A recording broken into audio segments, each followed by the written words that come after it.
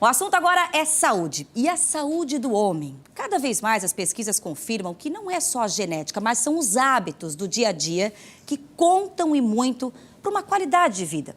Só que no caso dos homens, a procura pela prevenção nem sempre é feita. Muitos até acabam indo pela influência da esposa ou dos filhos.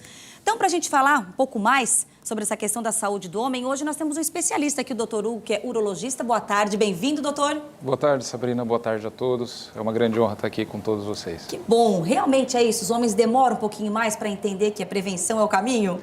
Sem dúvida, né? É uma questão cultural. As mulheres já trazem isso desde o início, após a menstruação, procurar o ginecologista, o acompanhamento anual, depois que começa a atividade sexual, ir ao ginecologista todo ano. E nós homens, na verdade, sempre buscamos só quando temos problemas, né? Isso é cultural, já vem dos nossos pais.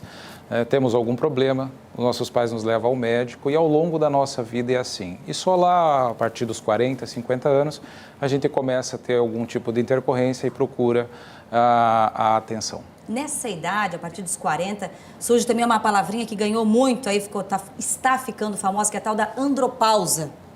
Perfeitamente.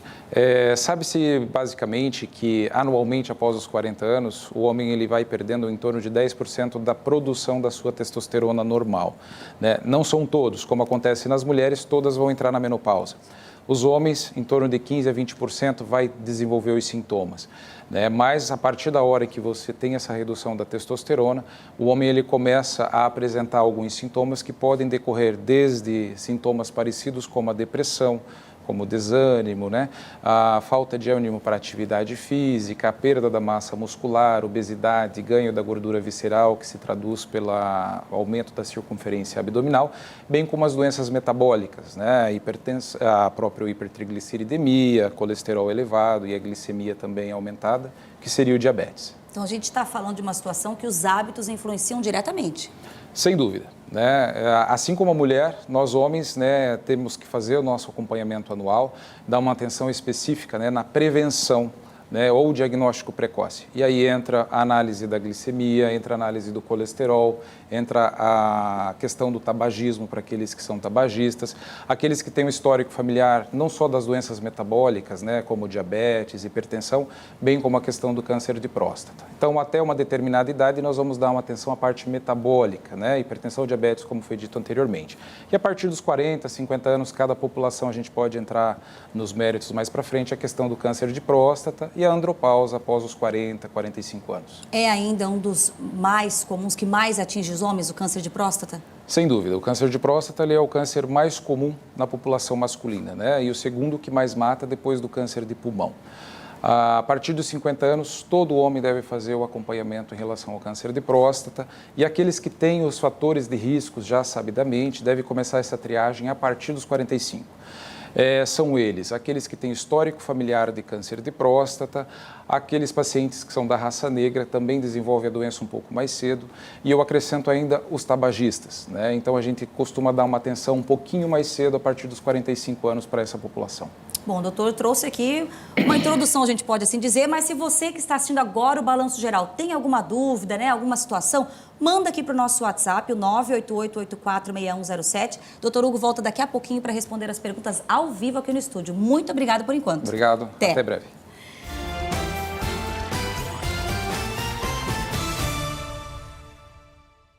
O doutor Hugo está de volta aqui no estúdio para então responder as perguntas enviadas pelo WhatsApp sobre saúde do homem. Vamos a elas então, doutor Hugo? Com certeza. Dá uma olhadinha aqui na nossa tela. O Flávio, com que idade é preciso fazer o exame de próstata? Bem, o rastreamento do câncer de próstata ele deve ser feito a partir dos 50 anos para a população em geral.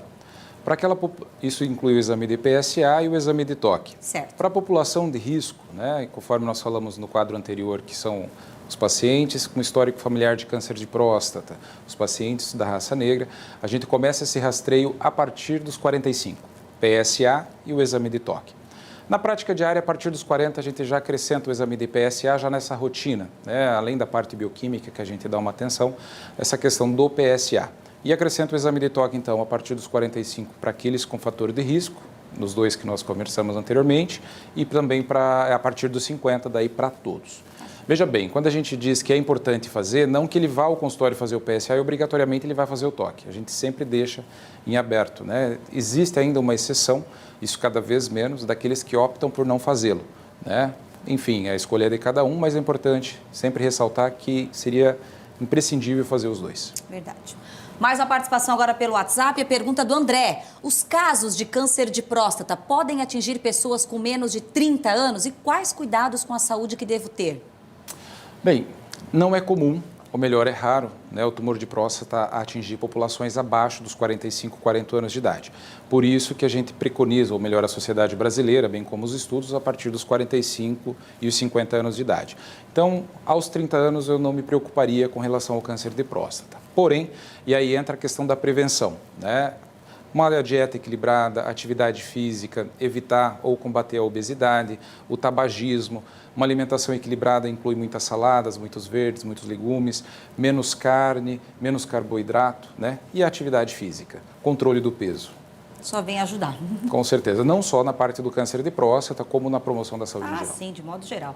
Vamos dar mais uma olhadinha? Tem mais perguntas. Fernando, gostaria que o médico falasse um pouco sobre próstata aumentada. É algo um pouco diferente da quando a gente fala em câncer. Sem dúvidas, né? O envelhecimento masculino, ele implica diretamente a partir dos 40 anos de idade em algumas alterações e dentre elas é um aumento que ocorre na glândula da próstata. Isso não tem nada a ver com a questão do câncer de próstata, né? E isso sim pode dar sintomas, como redução do jato urinário, aumento da frequência com que o homem vai ao banheiro, principalmente durante a noite, gotejamento terminal, né?